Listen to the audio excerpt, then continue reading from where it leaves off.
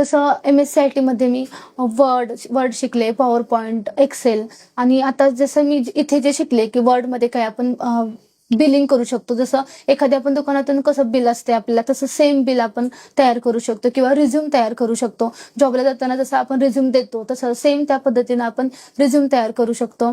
त्याच्यानंतर पॉवर पॉइंटमध्ये आपण प्रेझेंटेशन, आता मी स्कूलमध्ये एखाद्या समजा मुलांना असं टॉपिक देते आणि ह्या समजा छत्रपती शिवाजी महाराज त्यांच्यावरती मी त्यांना प्रेझेंटेशन करायला होते. ते मी इथे जे शिकली तेच मी तिथे मुलांना शिकवलं.